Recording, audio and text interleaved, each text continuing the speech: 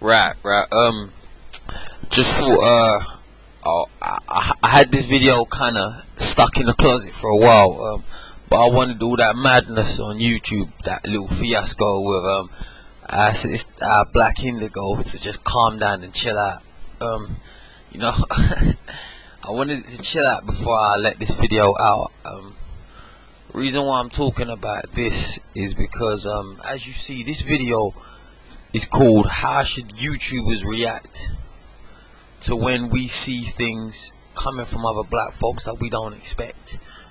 You know, because the reason why I call it that is because I'm glad that nothing shocks me.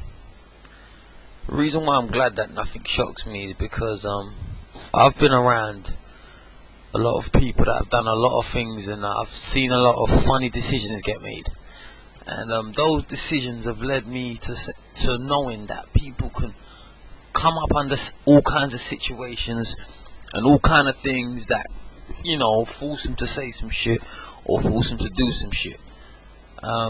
So anybody that wants to curse out Blackeindigo on my channel, I'll tell you personally to fuck off. Your comment will be deleted and you'll be blocked. So it's not even a cursing out Blackeindigo video, but it's a video asking how should we react to many of these things. First thing I'm gonna say is like, Blackeindigo is cool, so I would never curse her out. And when I saw the video of her touching that guy's dick, I was laughing. I found that shit funny as hell. I mean, I'm one of those guys. Because of my natural sense of humor, I see things like that or hear stories about things like that and I start laughing.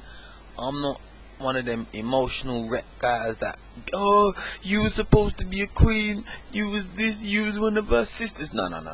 I'll just laugh at it, you know, because I did. But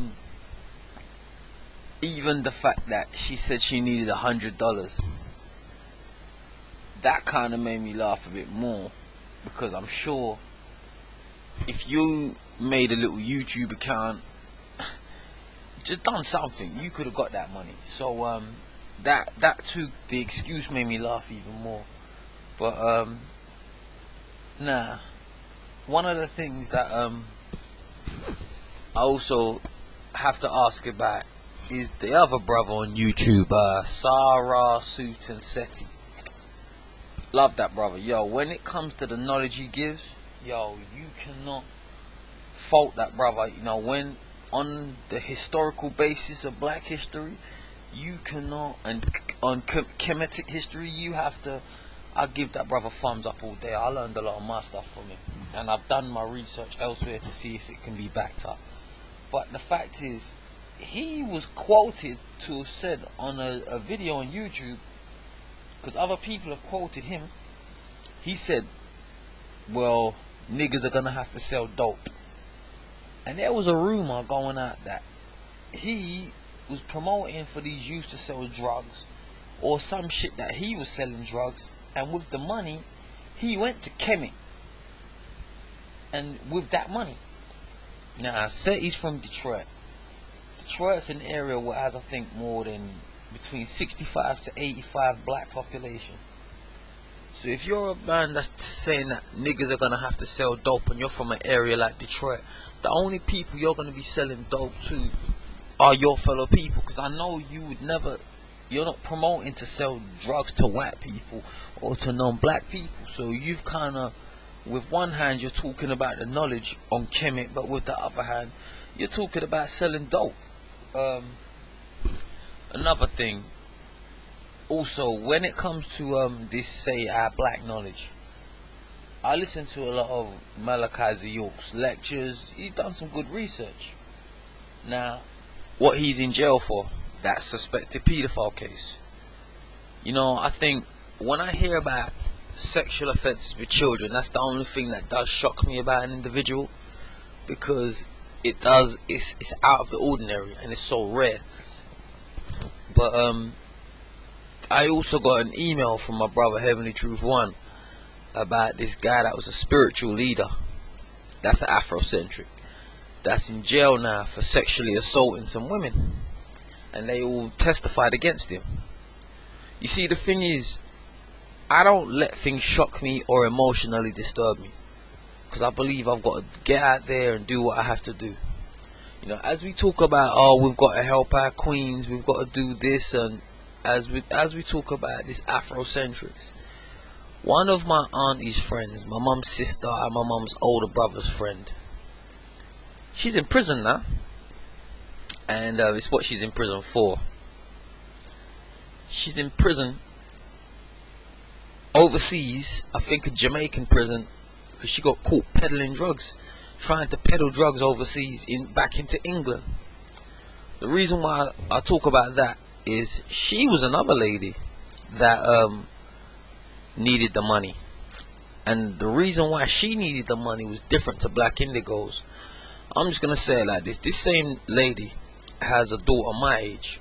You know, her daughter and me were friends. You know, we were cool with each other, but more my cousin was cool with her daughter. And when her daughter was younger, this woman, her mother, beat her for something she did. And now, this woman's dad, this young girl's dad at the time, told the police on what this girl's mum did to her. So it was on record when she went for a CRB check that, you know, she had beaten her child. So I think the lady applied was a teacher. She was a teacher also. So now when you apply for teaching jobs or jobs working with children, they always backtrack your history on if you have any history of offence with children. So now, because this lady had an offence in working with because of what she did to her daughter, she could no longer get a job. And I also know that they were in a house, she was living in a house which was mortgaged. So now there's a big chance that she can no longer pay for her mortgage. So she went to Jamaica, tried to bring some drugs in overseas. I think she did it before on a number of occasions, but this time she tried to bring in bigger amounts. So she got caught. She's now in Jamaican prison. You see, things like that, I end up saying to myself, how should we react to when we hear stories like this, or when we know people personally like this that are victims like that? Because how many folks could actually reach out a helping hand to some of our black folks in need?